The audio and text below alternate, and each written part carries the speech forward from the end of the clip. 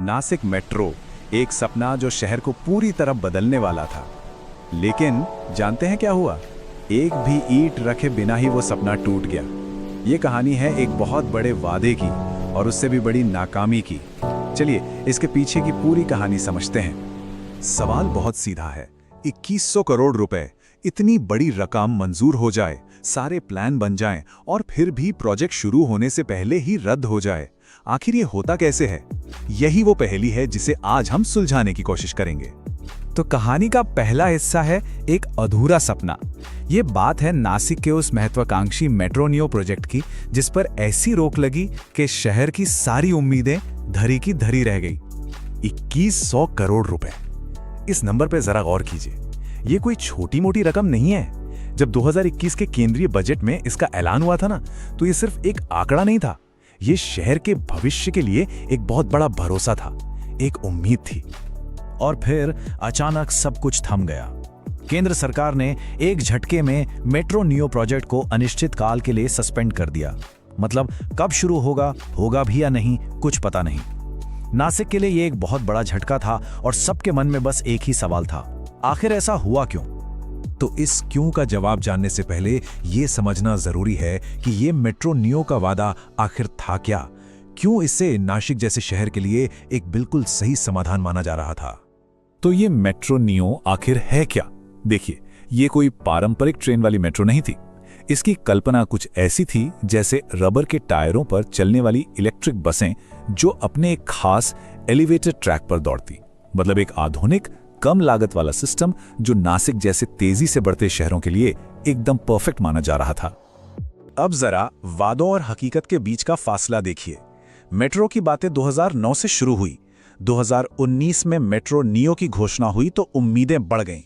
2021 में तो बजट में पैसा भी आ गया और इसे 2024 तक चालू हो जाना था। लेकिन सालों के इंतजार के बाद नतीजा, जमीन पर एक ईंट तक नहीं रखी गई और प्रोजेक्ट ठप हो गया।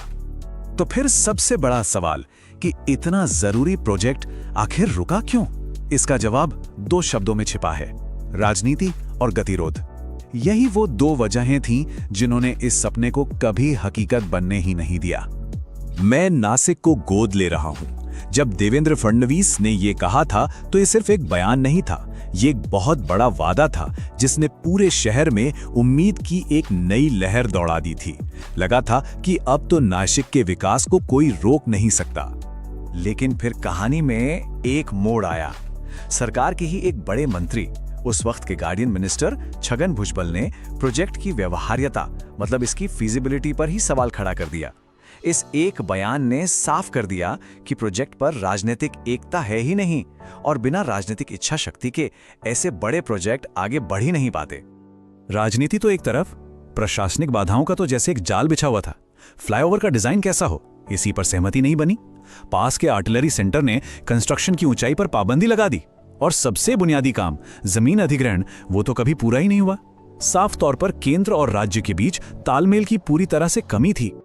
तो क्या नासिक मेट्रो की कहानी सिर्फ एक प्रोजेक्ट की नाकामी है या ये एक बड़े और गहरे पैटर्न का हिस्सा है?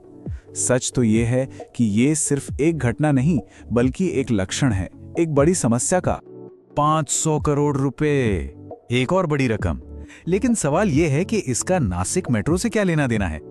असल में इसका बहुत गहरा लेना देना है। ये वो रकम है जो नासिक को स्मार्ट सिटी मिशन के तहत मिली थी, लेकिन इसका इस्तेमाल ही नहीं हो पाया और इसे केंद्र सरकार को वापस करना पड़ा। जरा सोचिए, पैसा हाथ में आकर भी उसका इस्तेमाल न हो पाना, यह दिखाता है कि प्रशासनिक विफलता कितनी गहरी है। खैर, मेट्रो का सपना तो अधूरा रह गया, लेकिन कहानी यहीं खत्म नहीं होती है। अब नासिक के सामने एक और भी बड़ी परीक्षा खड़ी है, एक ऐसा अवसर जो शहर के भविष्य को शायद फिर से लिख सकता है। देखिए, एक तरफ है 2100 करोड़ का एक अधूरा सपना और दूसरी तरफ है 25,000 करोड़ का एक सुनहरा अवसर। ये मौका है 2027 का कुंभ मेला। ये नासिक के लिए सिर्फ एक आयोजन नहीं बल्कि अपनी पिछली गलतियों को सुधारने का एक बहुत बड़ा मौका है। 25,000 करोड़, इस रकम से शहर का पूरा कायापलट हो सकता है। नई रिंग रोड, चौड़ी सड़कें, बेहतर पानी की व्यवस्था, मतलब नासिक के लिए एक नई शुरुआत। लेकिन सवाल वही है, क्या इस बार नतीजा कुछ अलग होगा? नासिक मेट्रो की कहानी हमें एक बात तो सिखाती है कि एक बेहतरीन प्रोजेक्ट भी राजनीतिक इच्छा शक्ति और प्रशासनिक तालमेल के बिना सिर्फ कागज पर ही रह जाता है। तो असली चुनौती क्या है? सड़कें और पुल बनाना, या फिर उन्हें बनाने के लिए जरूरी इच्छा शक्ति पैदा करना?